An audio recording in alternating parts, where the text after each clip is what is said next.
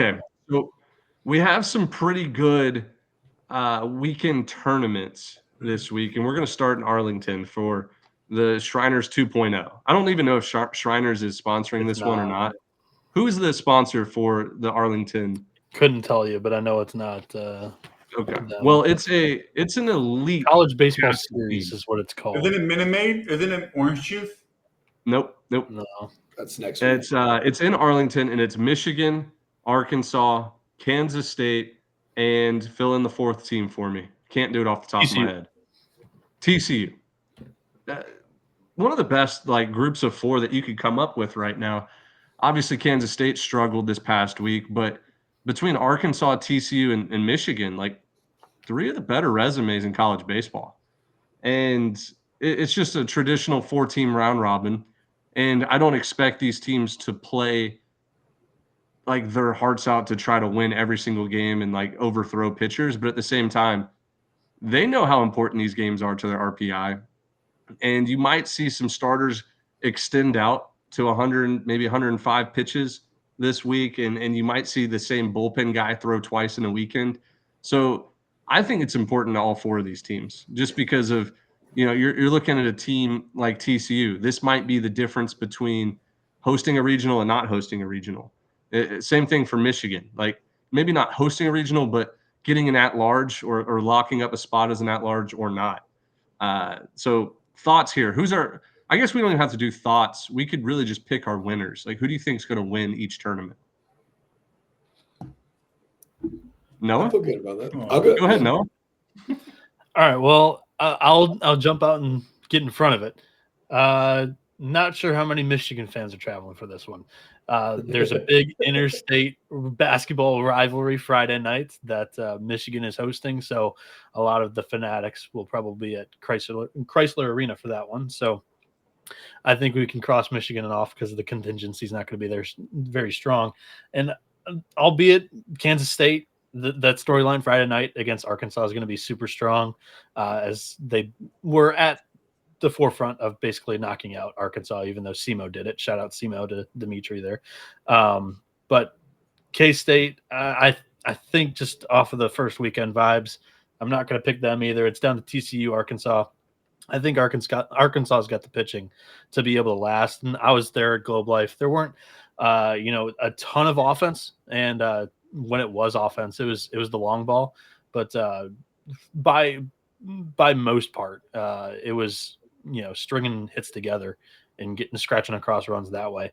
I think Arkansas, for the most part, is going to be able to limit that best. So give me the Hogs. It's not a very creative pick, but I think they'll challenge TCU for the most fans there, and I'll take Arkansas. Like it. Yeah. I would be shocked if any of us disagreed with that. As far as on paper, it looks like TCU versus Arkansas, whoever wins that game is going to win this tournament. And I'm actually going to go with TCU.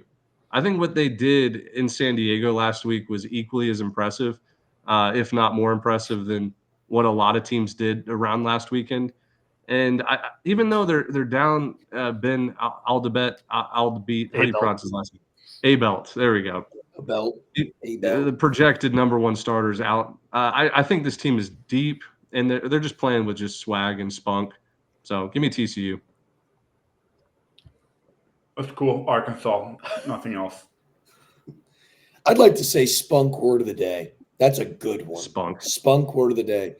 But Noah, I don't want this to go by the wayside, though. I don't know if we've broken this down yet. For those that are watching at home, they've got a weird suspicion of who you root for. But tell the viewers at home, sell me on Big Blue Nation. I want to be a believer in Big Ten baseball this year. Sell me on Michigan baseball. Well, hopefully we're hoping the pitching's better. It was very good opening weekend. I mean, I don't think Virginia's offense showed up that first weekend. There was kind of a couple lower scoring games. We were expecting that lineup to be able to do a little bit more damage, but Dylan Vigneault, David Lally are two weekend arms that are kind of,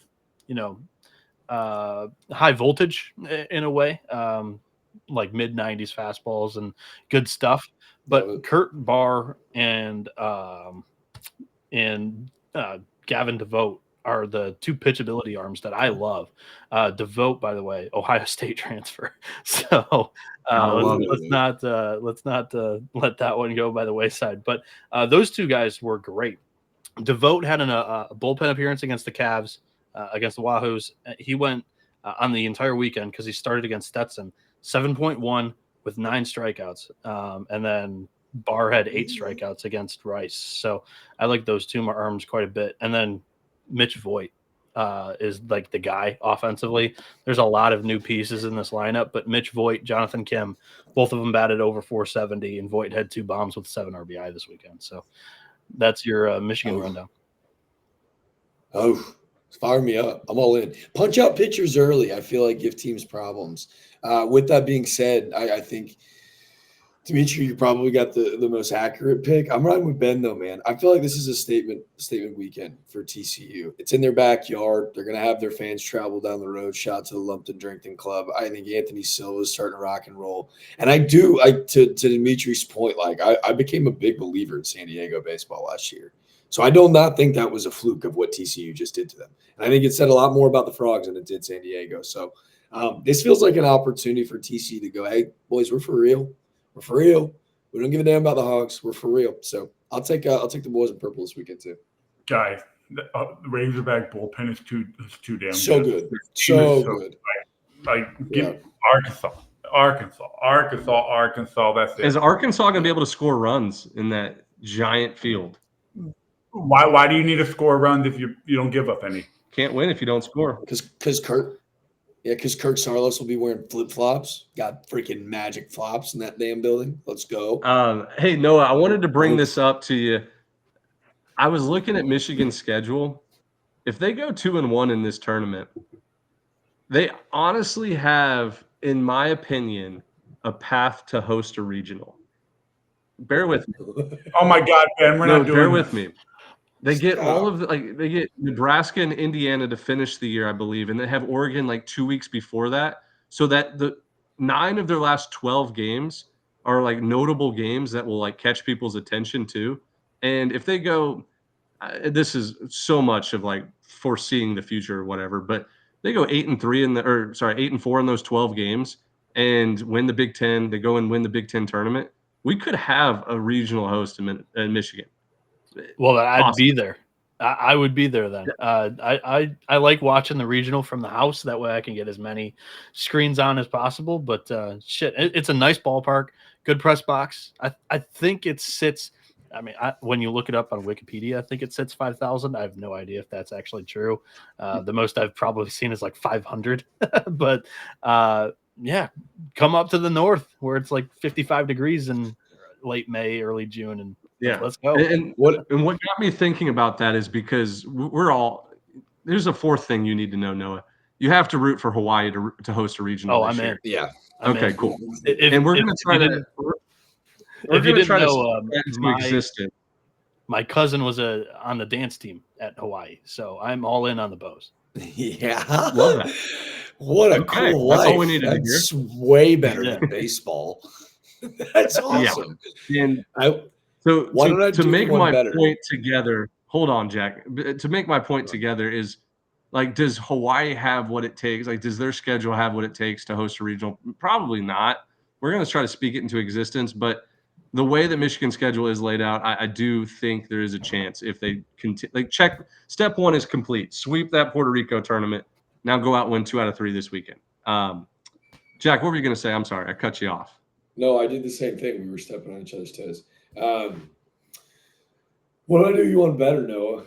May 3rd and 4th. I'm calling a boxing match on Friday, May the 2nd. May 3rd, the 4th. If Michigan and Ohio State are both in the, let's say, top 5 of the Big Ten, do the boys rendezvous in Columbus for a little home field action? Rep the brand, show up, and do a little Michigan, Ohio State in Columbus. Say yes. What do you think? Are you asking me or Noah? I'm asking Ben. I know Noah's in, Ben's in. Dimitri's across the world. All right, book it. Top 5. I'll see y'all in Columbus. 11.7 making 2 Columbus trips in a 7-month span. ABCA 2025. Yeah. Yeah, because we'll have ABCA the next year. All right, cool. Next tournament, Round Rock. It's you guys are gonna have to help me. I think it's Minnesota, it's Virginia, it's Oregon State. an SEC school. Who is it? Oregon State, State. isn't it? And I should have wrote this down. I probably should The know SEC this. school's escaping me. I'll take care of it for you. I'll take care I'll of it get for it you. pulled up. Oklahoma. That's who it is. That doesn't count. SEC quotation marks. Yeah, SEC team. So I mean, this is a fun tournament too. Like Round Rock, are they still the Express or did they change their name? Round Rock Yes, they Express. Carbach, Round Rock Classic. Yeah, it's a good tournament. Always is. Nice field. The Austin locals show up, and then I'm sure these teams will travel. I know Oklahoma will. Virginia will. Who's the other team in it? Oregon. Hey, is this the field with the lazy river around it? I don't Don't know. think so. No. Or the lazy river in the outfield? Or They whatever? have a pool in the outfield, right field. Or whatever, the old lazy river pool, something in the outfield. This is it, right? I think so. I know there's a pool out there. I don't know. But all right, let's pick our winners. For me, I'll go first. How cool is it that Oklahoma is starting a pair of brothers on the weekend? Was it Tyson and Malachi Witherspoon? Malachi. Oh, Malachi. Malachi. Sorry. Malachi Witherspoon. Kyson Witherspoon. And then they're number 3. Wait. How about Cam Johnson, the LSU transfer who was projected first rounder out of high school, like just Mr. America in high school baseball. He actually transfers to go play for Skip up at Oklahoma. And I'll tell you what, I'm a believer in this starting rotation. I think that they can be together all year long and win series. Try to beat the Witherspoon brothers twice. I dare you. Ain't happening. So I'll take Oklahoma. Virginia didn't wow me, and I was high on Virginia to enter the year. Those bats will get There was going. 3 games. Yeah, it's 3 games, but like I need to see the bats going a little bit. Evan Blanco also not slated to go this weekend either for the Who's. Is he? Wait, what's his deal? Arm problem or what? Yeah. Okay. That was good. Well, I mean, ain't nobody beating Oregon State. Let's just be clear there. Like, Ben, Wait, I think I completely forgot Oregon State was in this. No, you already locked it. there it is. There it is. I'm with Completely Dimitri forgot. on this one too. I want to reverse what I just said. Give me Oregon State. That team looks unbeatable. Mister, hey, pick your shirt up and repeat after me, please. Pick your shirt up and repeat after me. Who are you talking to? Me? You pick your shirt up and go You like want to this. show my Repeat belly? after me. What do you want?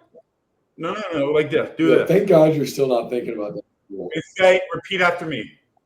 I do not know ball. What gives you the right, sir? I said I forgot they were in this tournament. I thought you were like you love content. This is content. Put it up and Oklahoma say, I will do not know finish ball. second in this tournament. Attaboy. All right. I love Oklahoma's weekend rotation. Kyson Witherspoon changed his arm action. He looks even better than he was last year. He was 96-99 last year, 96-99 this year. Better command. Looks really good. He's going to be a top 20 pick by the end of the year. His brother, he's going to probably move up draft boards really fast. He looks really good. Cam Johnson is just the cherry on the top. I mean, in this rotation, like this it's probably a top 20, top 10, whatever you want to call it, starting rotation in the country. That's how talented they are. How good they'll be this year, who knows? We'll see.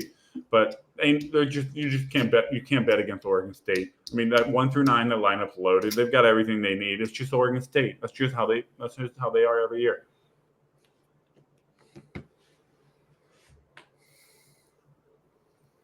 Is it me, or do you want to go first? Oh, Yeah.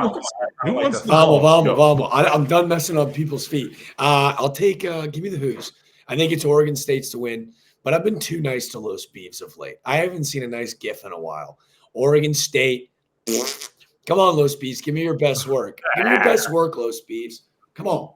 Give me the Who's. I do think it's fun to take Virginia, especially when everyone's kind of out on them. Like Bennett, same thing. Like they were very unimpressive. They got like 4 guys on the Golden Spikes watch list. To me, like we know they're coming, It's just a matter of when. They might get tripped up this weekend, but we know they've already booked their reservations for Omaha later this year. So I'm not worried about this group. It's just a matter of when they break out. I'd love to see Henry Godbout get it going at the plate. I think that kid's really special at second base for him. The easy pick is the Beavs, but we need, speaking of content, we need Los Beavs to start crapping all over me again. So I'll take UVA. Yeah, I don't think before Noah goes, I don't think anybody needs to worry about Virginia. They're going to be just fine. No, they're fine. They're fine. They'll be fine, but I do think there is a little bit of a weakness without Blanco in the rotation, and Arroyo, I was kind of expecting to be in the weekend rotation. It's not. Bryson Moore is in there. He did well. And we'll see what happens this weekend. I like Oregon State, though. And I don't even know if Nelson Keljo, their Friday night guy, is their best guy. Dax, he looked really impressive. But also they had Ethan Kleinschmidt on Sunday, who looked good. 3 lefties, by the way. That was one thing that I wanted to mention. Dimitri mentioned that, like, lefties galore in the SEC all over the country this year. That is a huge trend. The Big Ten, all of their best arms are lefties. You have to go like 5 or 6 arms deep to get a right. Mason McConaughey. I think there's a ton of good southpaws across the country. So all of that to say, give me Oregon State because of the lineup, and I really like this rotation. Yeah. I can't believe that I went on a 5-minute rant about Oklahoma and then just completely whiffed that Oregon State was in the tournament. My bad. But honestly, how cool of a tournament is it? And Minnesota probably won't win a game, but they did play Houston tough opening weekend, and a lot of people were high on Houston. Maybe they surprise and win a game. I think if you ask the Minnesota coaches, are you happy going 1-2? They'd probably say no publicly, but privately, they'd probably be like, oh, yeah, that's fine. Especially that's what's his name is first. It's his first season as head coach, replacing Anderson. Yep. Yeah, it was The like legendary year to Minnesota. Yeah. Yeah. All right, come on, move on. Enough of these. All right, we're moving on. The last tournament we're going to do, because I don't really care about the other ones, is the Jacksonville tournament. Now, Jack is going to probably be Kirk Herbstreit here and defer to no pick. And we'll let him talk about his preview in a second. You get Coastal Carolina, who looked amazing the first 4 games. Alabama beat the hell out of whoever they played last week. They were swinging the bats. NC State, we know all about NC State. They just lost a heartbreaker to Liberty in the midweek, but talented group. And then Ohio State, who played Arizona State really tough last week, scored a bunch of runs. They just, the pitchers could not get the Comptons and the Jacksons of the world out. Tip a cap, whatever. I think it's going to be a lot of fireworks. I think this ballpark plays pretty small, and we're going to see a lot of runs scored. And it's going to be about who can have the big inning offensively, and then just get lucky and get 3 outs, and keep the momentum. My pick to win the tournament, I will say, I'm gonna pass. I'm gonna see what Dimitri says first, because it's. Well, I think you can make an argument for all 4 of these teams, like a very convincing argument for all 4 of these teams. Alabama's got really good pitching this year. I think that's one of their secret weapons. Like, they've got a lot of velo, they've got a lot of gas on the mound, and velo win. I think the savvy pick here is probably Alabama to win this. I think the safe pick here is NC State or Coastal. I mean, you could go, but I think I'm going to go with Alabama here. Give me Coastal. I'm believing in the chance. Oh yeah, I like Coastal. I did not like them to start the year. I saw them play in their tournament. They looked really good against Kansas State, Washington. They looked good in their midweek. Actually, no, they got blown out in their midweek against College of Charleston. I got them mixed up there for a second. But I don't know. Coastal, let's be offensive. Score some runs. Here. Let me say one thing about Coastal. Last year, they probably had one of the best lineups in the country. I mean, they could put up 10 runs on you in the blink of an eye. They had one of the developed, just whatever you want to call it, lineup. Pitching was atrocious. This year, lineup is a little bit down. I'm not saying it's bad. It's just a little bit down compared to last year. Still a really good lineup. Pitching is better. So honestly, if the lineup can, put up 5, 6, 7 runs consistently, this team's going to win 40 games this year. So that's basically what it comes down to for Coastal. It's just how consistent and how high can their ceiling be offensively, because their pitching is better than the years past. I think the Alabama lineup is sneaky as well. Dimitri talked about the pitching. When I previewed that team, I thought actually the lineup might carry the day. They were top 4 in a couple of offensive categories last year in the SEC. I think they are going to be a solid group once again. That's kind of Rob Vaughn's calling card there. They're definitely going to be a player here. I'm with Ben, though. I like Coastal Carolina. The Alabama Coastal game on Friday, I think, is huge. And Colin McKay, who's the Virginia transfer, is going to go for Coastal in that game 1 against Bama. So I think they've got a good arm going up against them. It's a nice spot, too. After getting blown out, you're going to come out a little bit hungry, ready to go, and win that one. And then NC State Coastal on Sunday is going to be a firefight as the tournament cap, the final game down there that Jack will be on the call for. That one's going to be a lot of fun. So I foresee it seeing Coastal being 2-0 going in that NC State game, and I'm going to hope that they slug their way through it and go 3-0 and win this thing. I think Ohio State battled, boys. Oh yeah, they will. Definitely. They'll be ready. Definitely. So Jack, what did you see at practices today? Give us the vibes. Ben was right, man. I'm not going to make a pick, but the vibes were, man, it was gorgeous to stay here in Jacksonville. What was so overwhelming was every single practice seemed to take on the same kind of aura.